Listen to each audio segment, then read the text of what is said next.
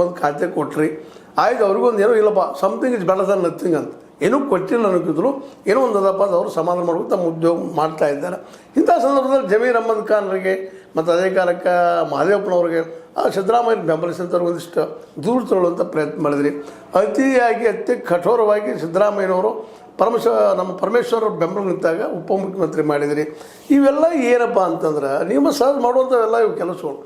ಯಾಕಂದ್ರೆ ನಿಮಗೆ ಬೇಕಾಗಿದ್ದು ಮುಖ್ಯಮಂತ್ರಿ ಪದವಿ ಸಿಕ್ತು, ಖುಷಿ ಪಡ್ಬೇಕಾದ್ರೆ ಸಣ್ಣ ವಯಸ್ಸಲ್ಲಿ ತೊಗೊಂಡಿದ್ರಿ. ಆದರೆ ಗೆದ್ದು ಬರಬೇಕಾದ್ರೆ ನಾನಾ ಮುಂದಿನ 20 ಜನರು ಶ್ರೀಮತಿಗೆ ಹೇಳೋ ಅವಶ್ಯಕತೆ ಇತ್ತಾ? ಅದ್ರ ಅವಶ್ಯಕತೆ ಅದರ ಅಂತ. ಯಾಕಂದ್ರೆ ಸಹಜವಾಗಿ ನಿಮ್ಮ ವಿರೋಧಗಳಲ್ಲಿ ಎದ್ದು ಬಿಡ್ತಾರೆ ಅವರು, ನಾವು ಇದ್ದೀವಪ್ಪ ಅಂತೇಳಿ. ಸಹಜವಾಗಿ ಪಾರ್ಟಿಯಲ್ಲಿ ಬ್ಯಾಲೆನ್ಸ್ ತಪ್ಪಿದಾಗ ಆಗ ನೀವೇನು ಮಾಡೋಕ್ಕೆ ಸಾಧ್ಯದ? ಸಮಯವಿಲ್ಲ ನಿಮ್ಗೆ. 5 ವರ್ಷ ಪೂರ್ತಿ ಅದಪ್ಪ ಏನೋ ವರ್ಕ್ ಮಾಡ್ತೀನಿ ಅಂತೇಳಿ. ಮತ್ತು ಇದರ ಕೆಲವೊಬ್ರು ಏನೋ ಸಪೋರ್ಟ್ ಹಿಂದೆ ತಗೊಂಡ್ರು ಮಾಡಿದ್ರು ಮತ್ತೇನೋ ಗದ್ದಲ ಮಾಡಿದರೆ ಮತ್ತು ನಿಮ್ದು ಅತಂತ್ರ ಮತ್ತು ತಿಕ್ಕಾಟದಲ್ಲಿ ಹೋದ್ರಪ್ಪ ಅಂದರೆ 2022 ಗೆಲ್ಲುವುದಂತ ಇನ್ನೂ ಅಸಾಧ್ಯ ಆಗ್ತದೆ.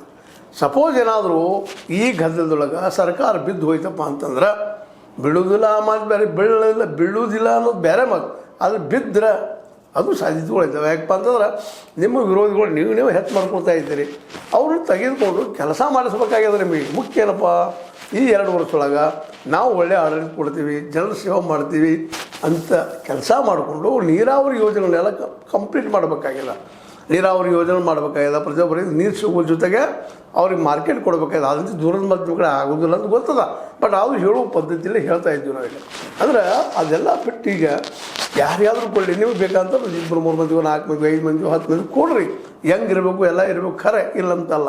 ಅದು ಎಲ್ಲರನ್ನೂ ಬದಲಾವಣೆಗೆ ಹೊರಟ್ರೆ ಅದು ಹುಚ್ಚು ಸಾಹಸ ಆಗ್ತದೆ. ಅನ್ನೋದು ಯಾರೂ ಮರೀಲಿಕ್ಕೆ ಸಾಧ್ಯ ಇಲ್ಲ. ಯಾಕಂದ್ರೆ ಈಗ ರಾಯರೆಡ್ಡಿ ಅವರಾಗಿರ್ಬೋದು, ಬಸವರಾಜ ರಾಯರೆಡ್ಡಿ ಒಳ್ಳೆಯ ಅನುಭವಿಸ್ತಾರಿದ್ದಾರೆ, ಅರ್ಥಶಾಸ್ತ್ರನ ಅಭ್ಯಾಸ ಮಾಡಿದವರು, ಬಿ ಆರ್ ಪಾಟೀಲರು ಸೋಷಲಿಸ್ಟ್ ಇದ್ದಾರೆ. ಅಂಥವ್ರೆಲ್ಲ ಕೆಲವು ಅವಕಾಶ ಕೊಡಬೇಕಾಗ್ತದೆ ಅವ್ರಿಗೆ. ಕೊಟ್ಟು ಅದೇ ಸಿದ್ದರಾಮಯ್ಯ ಬೆಂಬಲ ಮಾಡಿದಂಥವ್ರನ್ನ ಅನ್ನೋ ದೃಷ್ಟಿ ಇಟ್ಕೊಂಡು ಈ ರಾಜಕೀಯ ಮಾಡಿದ್ರೆ ಸಹಜವಾಗಿ ಸಿದ್ದರಾಮಯ್ಯ ಬಣದವ್ರಿಗೆ ನಿಮ್ಮ ಬಗ್ಗೆ ಪ್ರೀತಿ ಕಡಿಮೆ ಆಗಿ ಆಗ್ತದೆ. ಅವರೇ 2022 ನಿಮ್ಮನ್ನು ಸೇಮ್ ಮಾಡೋದಕ್ಕೆ ಓಡಾಡಬೇಕು, ಇದು ಮೂಲ ಪ್ರಶ್ನೆ ಆಗ್ತದೆ. ನೋಡ್ರಿ, ನೀವೊಂದು ಇದ್ದು ಕೊಟ್ಟರೆ ಅವ್ರನ್ನ ಕೊಡ್ತಾರೆ, ನೀವು ಏನು ಕೊಡಲಿಲ್ಲ ಅಂದ್ರೆ ಅವ್ರು ಏನು ಕೊಡೋದಿಲ್ಲ. ಇದು ಪರಿಸ್ಥಿತಿ. ಕಡೆಗೆ ಹೊರದು ಎಲ್ಲಿ ಬರ್ತದಪ್ಪ?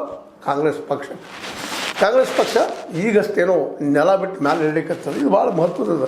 ಈ ದೇಶದಲ್ಲೇ ವಿರೋಧ ಪಕ್ಷಗಳು ಇಲ್ಲಾಗುವ ಸಂದರ್ಭದಲ್ಲೇ ಇಲ್ಲ ಮಾಡ್ತಾ ಇದ್ದಾರೆ. ಇವತ್ತು BJPಗೆ ನಿಮಗೆ ಗೊತ್ತದ ಎಲ್ಲ ರಾಜ್ಯಗಳಲ್ಲಿ ಯಾವ ರೀತಿಯಾಗಿ ಏನು ನಡೆದಂತೇಳಿ ಬಿಡಿಸಿ ಹೇಳಬೇಕಾಗಿಲ್ಲ. ನಿಮ್ಮ ರಾಜ್ಯದ ಬರೀ ಆಗ್ಬೇಕಾ DK ಅವರ?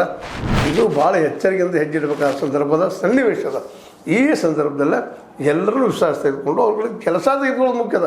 ಯಾವ ಡಿಪಾರ್ಟ್ಮೆಂಟ್ ಕೊಟ್ಟರೆ ಇವ್ರಿಗೆ ಕೆಲಸ ಆಗ್ತದೆ ಏನು ಅಂತೂ ಕೆಲಸಗಳಿಗೆ ಮೂವ್ ಆಗಬೇಕು. ಪುನಃ ದಿನ ಎದ್ದ ತಕ್ಷಣ ಅವ್ರು ಸಮಾಧಾನ ಮಾಡೋದು, ಇವ್ರು ಸಮಾಧಾನ ಮಾಡೋದು. ರಾಮಲಿಂಗಾರೆಡ್ಡಿ ಅವರು ಸಮಾಧಾನ ಮಾಡಿದಿರಿ ಅನ್ನೋದ್ರಾಗ ಮತ್ತೆ ಸಮಾಧಾನ ಮಾಡೋದ್ರೊಳಗೆ